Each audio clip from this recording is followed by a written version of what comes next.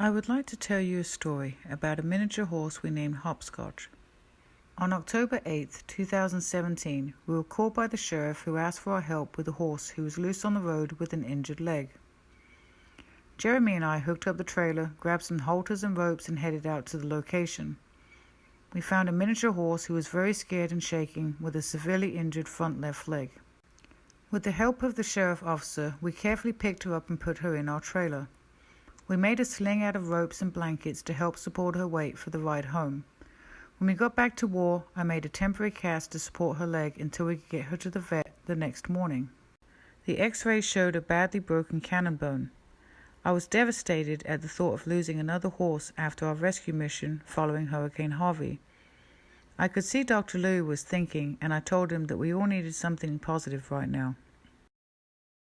Dr. Louis said it would take a miracle and lots of prayers, but he was willing to try an old-school technique where he would set the bone and form a crutch to suspend her leg.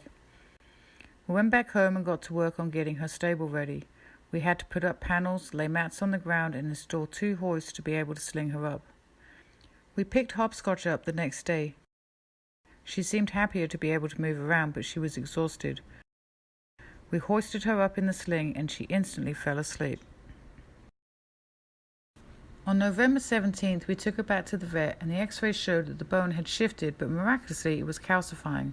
Dr. Louis and I couldn't believe it.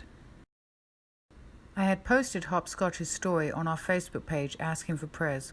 Hopscotch's story reached over 9,000 people in 4 different countries. To think that this little horse brought so many people together in prayer was a miracle, and it was working. On January 23rd, when I took her back to the vet, Dr. Louis and I were both shocked by how strong her leg was. Theoretically, this shouldn't be working, but it was.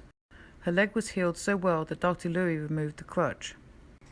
On February 22nd, we took her back to the vet. Hopscotch's leg was so strong that Dr. Louis took off the cast and said I could gradually take off the support wraps. May 16th was the big day. After months of physical therapy and training, we took her back to the vets one last time to make sure she was healed. Her leg was so strong with no flex in the bone at all.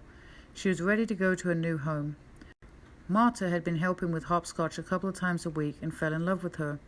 We took Hopscotch to Marta's house where she made a new friend, Noodle, a donkey that Marta had adopted from us a couple of years ago.